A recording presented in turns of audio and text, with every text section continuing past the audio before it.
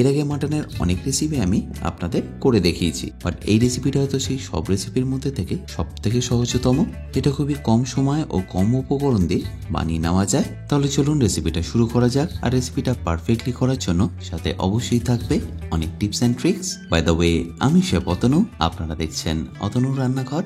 আর আজকে আমাদের রেসিপি দই মটনের। তাহলে দই মটন বানানোর জন্য সবার প্রথম আমি এখানে নিয়েছি 1.5 কেজি মাটন।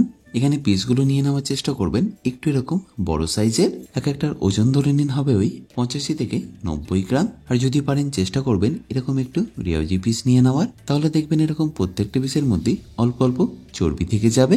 আচ্ছা, এবার এখানে মাটনটা কুক করার জন্য আমি নিয়েছি লাগান। এবার গ্যাসটা অন করে তার মধ্যে দিয়ে দিচ্ছি 250 ml সর্ষের তেল। খুব বেশি তেল এখানে কেন লাগবে না সেটা আপনাদের নিশ্চয়ই দেখাবো, বাট তার আগে আমি এখানে নিচ্ছি 100 গ্রাম মতো শুকনো লঙ্কা, যেটা আমাদের একটু উষ্ণ গরম জলে ভিজিয়ে রাখতে হবে। আচ্ছা, এবার বলি এর মধ্যে আমি নিয়েছি 50 গ্রাম এরকম বড় কাশ্মীরি শুকনো লঙ্কা, যেটা মেনলি আমরা রঙের জন্য ব্যবহার করব। আর 50 গ্রাম নিয়েছি রেগুলার শুকনো লঙ্কা, যেটা আমরা মোস্টলি ঝালের জন্য ব্যবহার করব। এবার এটাকে আপনাদের ভিজিয়ে রাখতে হবে মিনিমাম 8 থেকে 10 মিনিটের জন্য। আচ্ছা, এবারে বসে আমাদের তেলটাও এতক্ষণে গরম হয়ে গেছে। আর তেলটা গরম হয়ে গেলে এখানে আপনাদের দিয়ে দিতে হবে মাটন ফ্যাট, যেটাকে আমি এরকম ছোট ছোট করে কেটে নিয়েছি। মাটন কেনার পরে এটা আপনারা অবশ্যই চেয়ে নেবেন। তারপর এরকম ছোট ছোট করে পিস করে এই তেলের মধ্যে দিয়ে দেবেন। দেখবেন এতে স্বাদটা দ্বিগুণ হয়ে যায়। আর তার জন্যই দেখবেন তেলটা অনেকটাই কম লাগে। 1 থেকে 1.5 মিনিট ওয়েট করলেই দেখবেন মাটনের চর্বিটা আস্তে আস্তে এরকম গলতে শুরু করবে। ঠিক সেই স্টেজে আপনাদের দিয়ে দিতে হবে স্লাইস করে রাখা পেঁয়াজ। আর 1.5 কেজি মাটনের জন্য আপনাদের লাগবে প্রায় 700 গ্রাম পেঁয়াজ, যেটাকে আপনাদের এই মাটন ফ্যাটের সাথে ভালো করে কুক করতে হবে যতক্ষণ এটা লাল লাল করে ভাজা হয়ে যায়। এই প্রসেসটা করতেই আপনাদের একটু সময় লাগবে, বাট তা না হলে ওভারঅল প্রসেসটা খুবই সহজ। আচ্ছা, এখানে বলে রাখি, এখনো যারা আমার অতনু রান্নাঘরের বেসিক কুকিং কোর্সটা নেননি তারা নিয়ে নিতে পারেন আমার নিজস্ব ওয়েবসাইট www.otonurannaghar.com থেকে, যেখানে আপনারা পেয়ে যাবেন প্রায় 60টারও বেশি ভিডিও, যেগুলো আপনাদের হেল্প করবে নিত্য প্রয়োজনীয় রান্নাগুলোকে আরো সুস্বাদু করে তোলার জন্য। পারচেস লিঙ্ক যদিও ডিসক্রিপশনে দেওয়া আছে, তাও বলে রাখি, কিন্তু যদি কোনো রকম অসুবিধা হয় আমার সাথে এই হেল্পলাইনে যোগাযোগ করতে পারেন। আর এতক্ষণে দেখুন পেঁয়াজটা একদম পারফেক্টলি লাল হয়ে ভাজা হয়ে গেছে। ঠিক এই স্টেজে আপনাদের দিয়ে দিতে হবে মাটনটা। এবার ফ্লেমটা মিডিয়াম রেখে মাটনটাকে আপনাদের ভালো করে এর সাথে মিশিয়ে নিতে হবে। 3 থেকে 4 মিনিট এইভাবেই আপনারা মেশাতে থাকুন।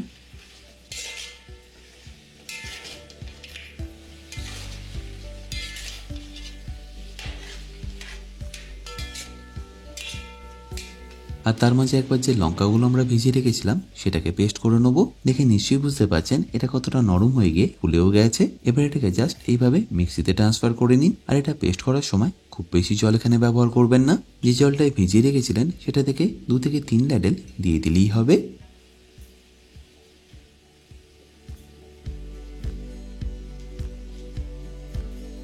আর এপাশে দেখুন মাটনের যে একটা লাল ভাব ছিল সেটা এখন চলে গেছে, আর উপরের পোর্শনটা বেশ একটু ভাজা ভাজা হয়ে গেছে। ঠিক এই পর্যায়ে আমরা দিয়ে দেবো যে চিলি পেস্টটা করেছিলাম সেটা।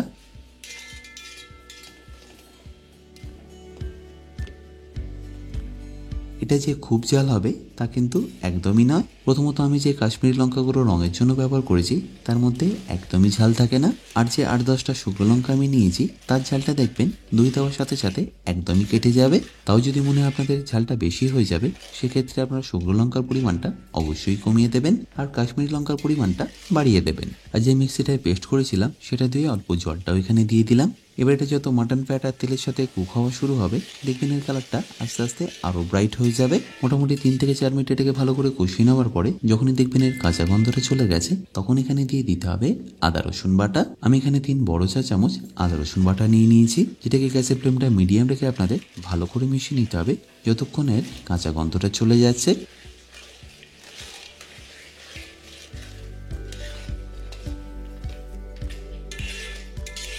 আচ্ছা, এই সময় আপনারা অতি অবশ্যই কিন্তু স্বাদ মতো নুনটা এখানে দিয়ে দেবেন। আর সাথে কিছু মশলাও এখানে দিয়ে দিতে হবে। যেমন প্রথমেই দিয়ে দিচ্ছি 1 চা চামচ ব্ল্যাক পেপার পাউডার বা গোলমরিচ গুঁড়ো, সাথে সামান্য একটু হলুদ গুঁড়ো, এতে লাল কালারটা আর একটু ব্রাইট হয়ে যায়। এরপর দিয়ে দেবো 2 বড় চা চামচ ধনে গুঁড়ো আর 1 বড় চা চামচ জিরে গুঁড়ো। ব্যাস, এখানে মশলা বলতে আপাতত আর কিচ্ছু লাগছে না।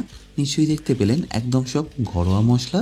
আর বানানোর প্রসেসটাও নিশ্চয়ই বুঝতে পারছেন কতটা ইজি। ব্যাস এবার ফ্লেমটা লো করে আপনাদের ততক্ষণ কষাতে হবে যতক্ষণ এর থেকে তেলটা ছেড়ে আসছে। মোটামুটি ধরে নিন ফ্লেমটা লো করেই আপনাদের 2 থেকে 3 মিনিট কুক করলেই দেখবেন মশলাটা ভালোভাবে কুক হয়ে যাবে আর আস্তে আস্তে এইভাবে তেলটাও ছেড়ে দেবে। ঠিক এই স্টেজে আমরা অ্যাড করব দইটা। আমি এখানে 300 গ্রাম দইকে ভালো করে ফেটিয়ে নিয়ে দিয়ে দিলাম। আচ্ছা, এখানে অবশ্যই মনে রাখবেন দইটা কিন্তু আপনাদের ফেটিয়ে দিতে হবে, তা না হলে দইটা দেওয়ার সাথে সাথেই দেখবেন দইটা ফেটে গেছে আর তাতে গ্রেভির টেক্সচারটা একদমই ভালো আসবে না। আর দই দেওয়ার সময় এটাও মাথায় রাখতে হবে ফ্লেমটা যেন লোই থাকে। আচ্ছা, এবার দই দেওয়ার পরে আপনাদের ততক্ষণ কুক করতে হবে যতক্ষণ এর থেকে ভালোভাবে তেলটা ছেড়ে দিচ্ছে। আর দই দেওয়ার পরে নিশ্চয়ই দেখতে পাচ্ছেন এর কালারটা কতটা ভালো এসছে। আচ্ছা, এখানে একটা ছোট্ট টিপস, আপনারা কিভাবে বুঝবেন এটা এখন পারফেক্টলি রেডি জল দেওয়ার জন্য? তার জন্য আপনাদের দেখে নিতে হবে গ্রেভিটা যেন এরকম দানা দানা মতো হয়ে আসে। আশা করি দেখে নিশ্চয়ই বুঝতে পারছেন গ্রেভির টেক্সচারটা ঠিক এখন কিরকম এসছে। আচ্ছা, এই স্টেজে একবার অতি অবশ্যই কিন্তু আপনারা নুনটাও চেক করে নেবেন আর সাথে পারলে একটু বিট নুনও অ্যাড করে দেবেন, এতে দেখবেন টেস্টটা আরও ভালো আসে। এই পর্যায়ে আপনাদের দিয়ে দিতে হবে গরম জল। আর এই গরম জলটা কিন্তু আমি একেবারে দেবো না, প্রথমে 3-4 কাপ মতো দিয়ে মাটনগুলোকে একটু কভার করে ভালো করে বয়েল করে নেবো। আর এই জলটা দেওয়ার পরে আপনাদের দিয়ে দিতে হবে সামান্য একটু নাটমেগ বা জায়ফল। এই স্টেজে জায়ফল দেওয়ার দুটো কারণ আছে। প্রথমত খুব সুন্দর একটা গন্ধ আনার জন্য, আর দ্বিতীয়ত মাটনটাকে খুব তাড়াতাড়ি কুক করার জন্য। জেনে রাখবেন যেরকম পেঁপে বা আনারস ব্যবহার করা হয় মাটনটাকে তাড়াতাড়ি গলানোর জন্য, সেরকমই আপনারা যদি জায়ফল ব্যবহার করেন তাহলে দেখবেন মাটনটা খুব তাড়াতাড়ি কুক হয়ে যাবে। আচ্ছা, এখানে আরো একটা জিনিস বলে রাখি, সেটা হলো এই স্টেজে আপনারা মাটনটাকে চাইলে ডাইরেক্টলি প্রেসার কুকারে দিয়ে দিতে পারেন আর তারপর প্রায় 5টা থেকে 6টা সিটি মারলেই দেখবেন মাটন একদম পারফেক্টলি রেডি হয়ে যাবে। অনেকক্ষণ হাতে সময়ই থাকে না এইভাবে মাটনটাকে বয়েল করার, তাই যদি আপনাদের হাতে সময় কম থাকে অতি অবশ্যই কিন্তু এটাকে প্রেসার কুকারে দিয়ে কুক করে নেবেন। তার জন্য কিন্তু টেস্টের খুব বেশি তফাৎ হবে না। আর যদি আপনারা প্রেসার কুকারে না দেন তাহলে আপনাদের এইভাবে কষিয়ে কষিয়ে এটাকে করে নিতে হবে। প্রথমে যে জলটা দিয়েছি সেটা যখনই দেখবেন এইভাবে ফুটে ফুটে কমে এসছে তখন এখানে অ্যাড করে দিন কাঁচা লঙ্কা। তারপর সেটাকে একবার ভালো করে নেড়ে চেড়ে মিশিয়ে নিয়ে আবার দিয়ে দিতে হবে গরম জল।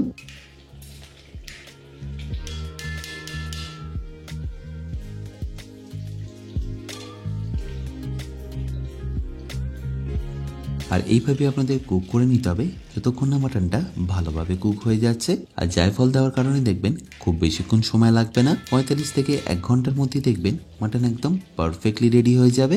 বাট মাঝে মাঝে কিন্তু অতি অবশ্যই এইভাবে একবার মিশিয়ে নেবেন, নাহলে কিন্তু এটা নিচে লেগে যাওয়ার একটা সম্ভাবনা থেকে যায়।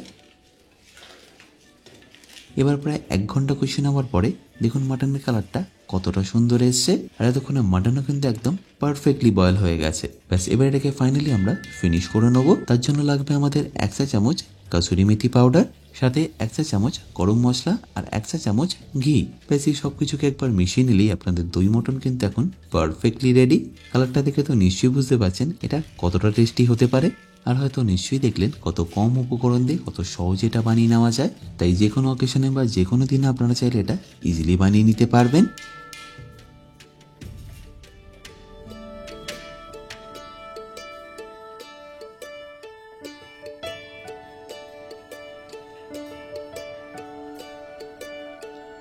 আশা করি সিম্পল রেসিপিটা আপনাদের নিশ্চয়ই ভালো লাগবে। আর ভালো লাগলে অতি অবশ্যই কিন্তু আমাকে কমেন্টে জানাতে ভুলবেন না। বাই দ্য ওয়ে, আমি শেফ অতনু, আপনারা দেখছিলেন অতনুর রান্নাঘর। দেখা হচ্ছে আপনাদের সাথে একটা নতুন রেসিপি নিয়ে নেক্সট এপিসোডে। ভালো থাকবেন, সুস্থ থাকবেন।